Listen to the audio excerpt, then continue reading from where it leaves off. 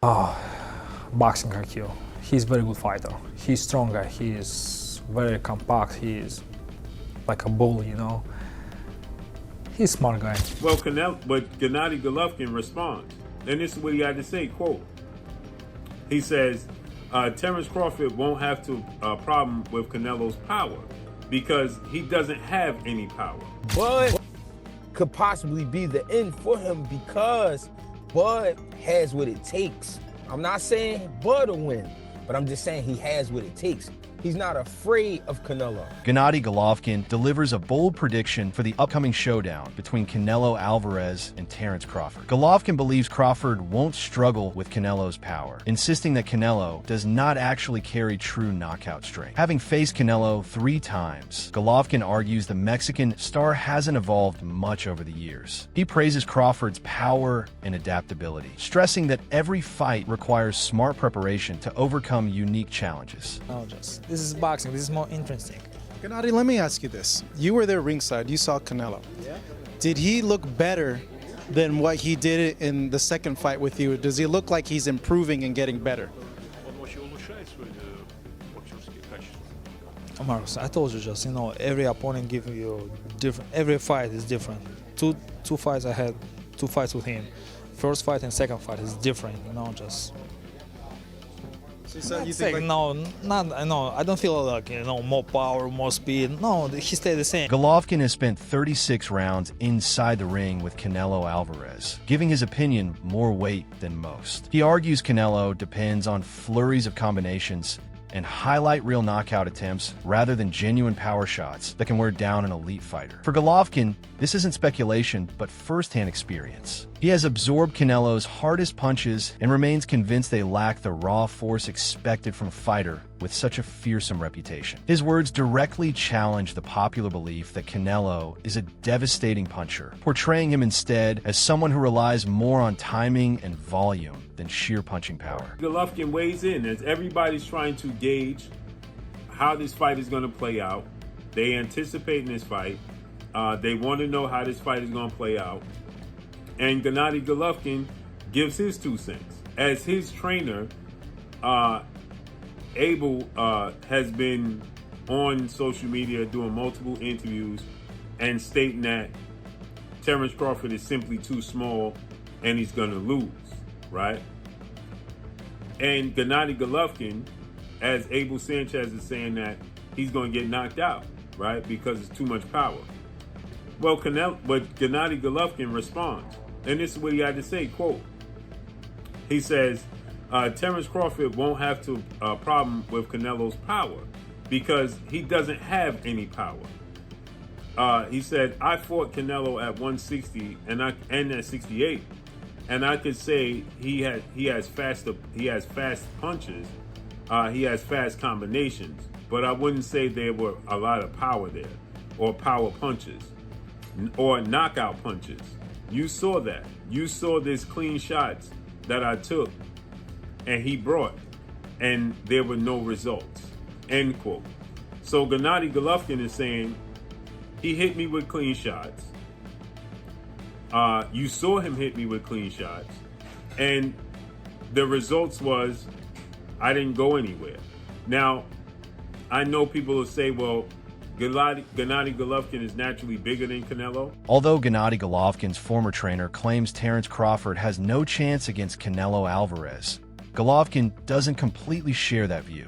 He acknowledges Crawford's sharp skills and strategic intelligence, which could cause Canelo serious problems, making the fight far more competitive than many experts assume. Many still see this as a one-sided beatdown in favor of Canelo Alvarez. Former Golovkin trainer Abel Sanchez, who's been very critical as of lately and said that Canelo will just play with Terence Crawford and by the second half, it'll just be like a sparring session. Sanchez said that Canelo will not only dictate the pace throughout the evening, if Triple G himself couldn't even hurt Canelo, then Crawford's chances are definitely not that great. Sanchez said, quote, Crawford is a great fighter, but that's why weight divisions exist. Neither Bivol could hurt him, nor could my fighter in 2 fights. Triple G's former trainer has also repeatedly emphasized that Crawford should have moved up in weight class a long time ago, and that his jump should have been more gradual and steady, and suggested that skipping divisions will definitely play a role in him potentially losing badly to Canelo Alvarez. Golovkin's trilogy with Canelo is still one of boxing's most talked about rivalries. The fact that he continues to question Canelo's supposed punching power after so many rounds is significant. His comments hold weight because they come from someone who has endured Canelo's best efforts multiple times. When Golovkin suggests that Crawford has the tools to handle Canelo's offense, it immediately becomes headline material. Fans and analysts debate his perspective because it cuts against the widespread view of Canelo as a ruthless finisher. Golovkin's remarks reignite questions about whether Canelo's reputation is more the result of marketing than consistent performance. Boxing Dr. News. Hey boxing fans, remember the epic Golovkin-Canelo trilogy?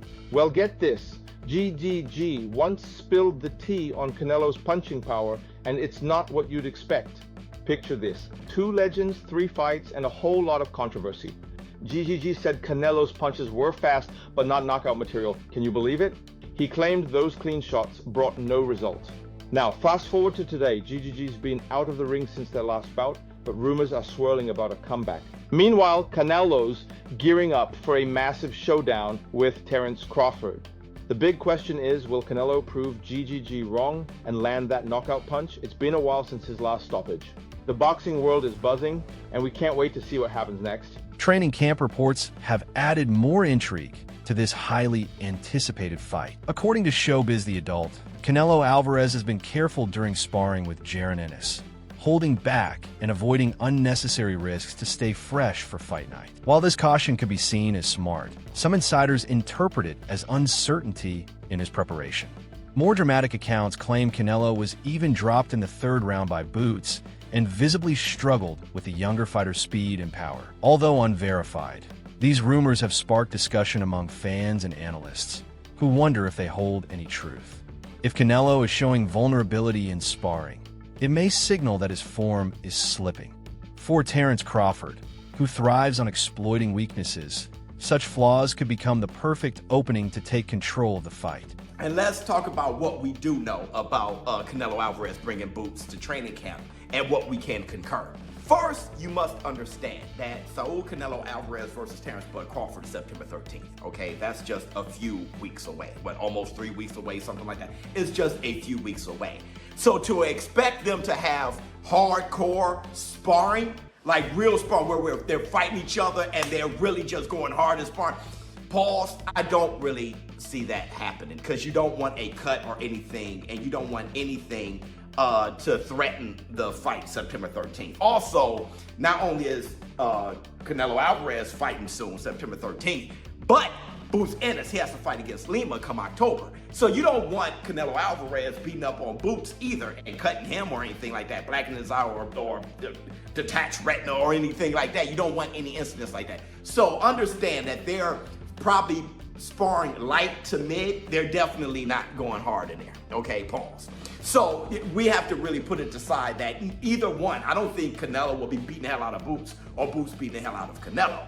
But what I can see is if Boots is moving around and Canelo can't catch him, like let's say Boots is like pop, pop, piecing him up with some light work and Canelo can't get to him, which, you know, that's kind of different than a real fight. In a real fight, you know, Canelo will be breaking you down and then you kind of get tired over time. But still, if they're working on cutting off the ring, if Canelo can't, and Boots is hitting him with, you know, piecing him up and moving and slipping and sliding, and he just can't get to him, that'll be some value added and something to be concerned about, which is why I said it's over. Greg Hackett views the fight from a wider perspective, framing it as a possible passing of the torch. He acknowledges that Canelo was once regarded as the best pound-for-pound boxer, but reminds that every era has an expiration date. Eventually, every great champion meets the opponent who ends their reign. Hackett believes Crawford could be that man. He cites Crawford's technical mastery, discipline, and hunger as the qualities that might usher in a new chapter in boxing. To Hackett, this fight is about more than belts or rankings. It's about timing, legacy, and the shift from one era to the next. Canelo is the guy, right? But everybody know that shit got to come to an end one day. Nothing is forever. and I'm not saying this is now, I'm not saying that, but Bud could possibly be the end for him because Bud has what it takes. I'm not saying Bud will win, but I'm just saying he has what it takes. He's not afraid of Canelo. You know what I'm saying? 2, he has the skills to be able to deal with Canelo. Does he have the power? I don't know, but he is a puncher. He's a puncher because his record says so. You know what I'm saying? Canelo is a puncher as well. So what I see is a great respect for each other, but after 4 rounds, I see a war breaking out. And whoever can stand it, meaning whoever can take that shit that's coming their way, that's who wins the fight. You know Man, what I don't know if Bud wants that. I don't know if Bud wants a war with that dude. Yeah, That I mean, but granted, he got a granted ass chin. But you saying he's a puncher because his record says so. So you gotta assume that you making the assumption that he can crack. Because Arrow said he can crack. That's what Arrow came out.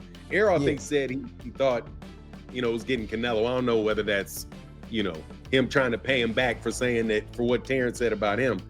This other fight, man, I got it in the title, man. And I appreciate you letting me pick your brain, man. Because I'm going to steal your predictions. And then I'm going to give you credit for it at the same time, dog. I ain't going to be like everybody else. I'm going to steal your shit and give you credit for it at the same time, dog. Devin, I'm starting to think, man, maybe Devin Haney's a little underrated, man.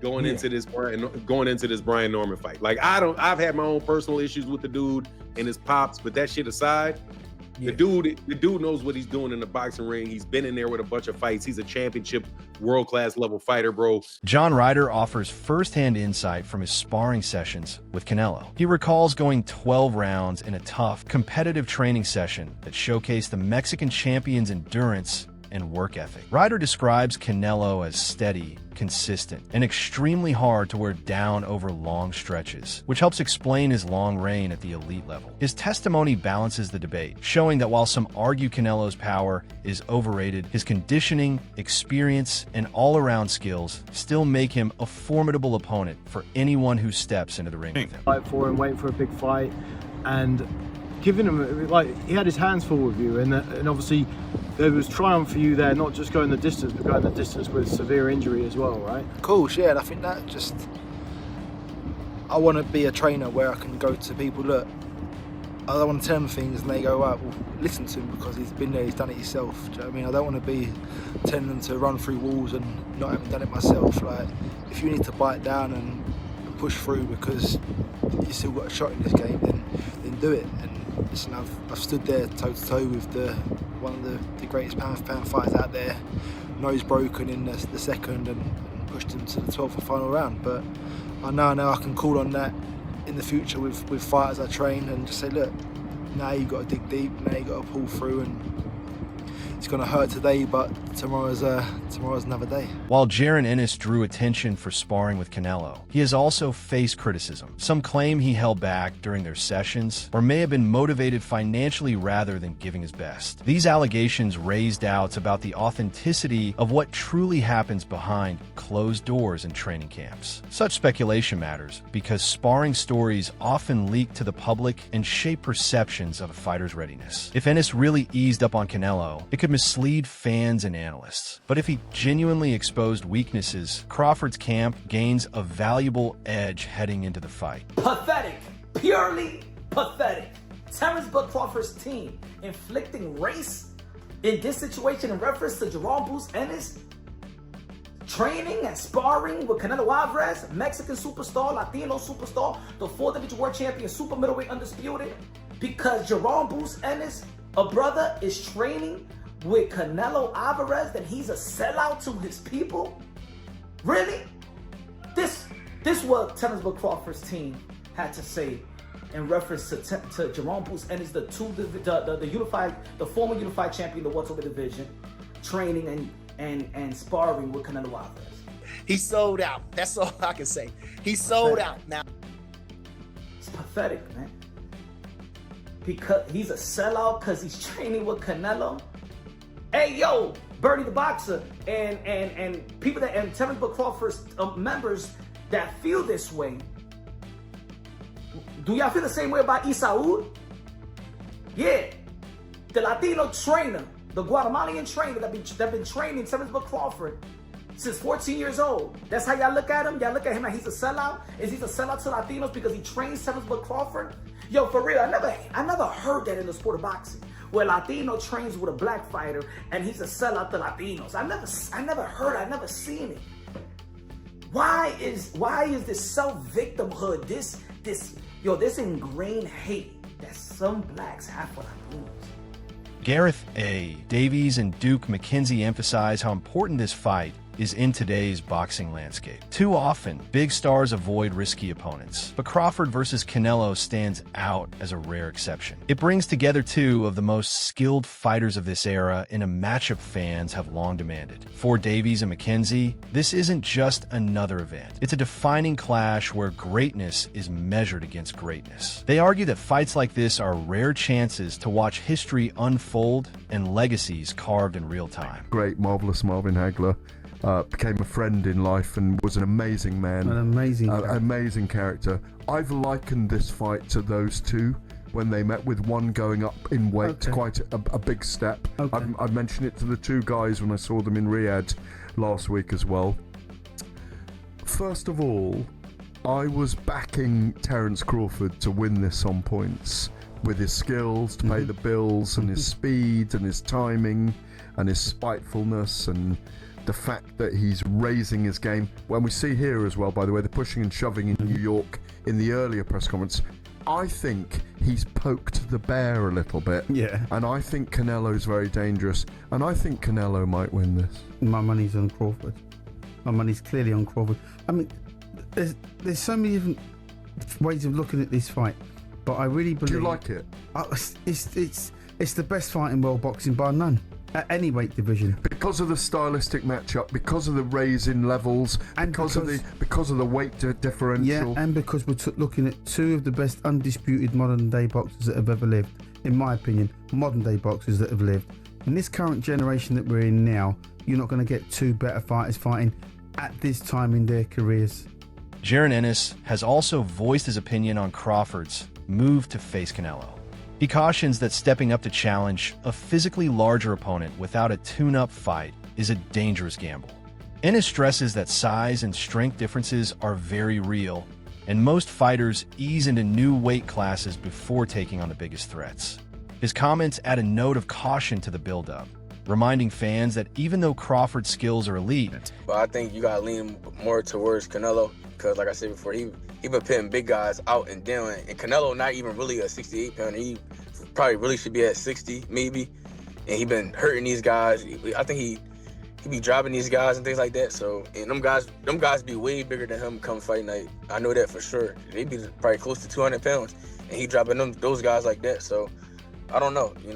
It's gonna be a great fight. The fans want to see it, so so be it. I think Crawford should take a warm-up fight. At like 60, or like at least at 60, just to get his body, to fill into somebody a little bit bigger, and things like that.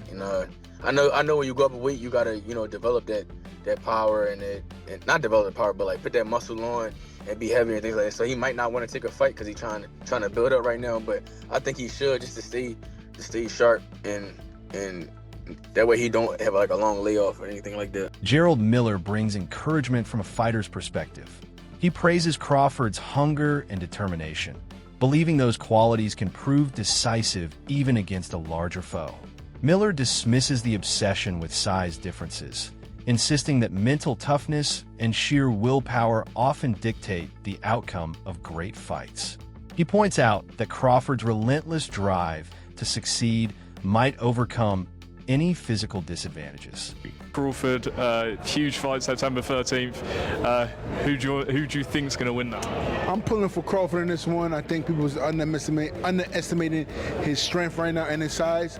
I think he's a little more hungry than Canelo. So let's see though. But I like both guys, but I'm a little closer to Crawford, so I want to see Crawford can take it. And lastly, quick mention on IBA Pro. Interesting concept that people records on the line.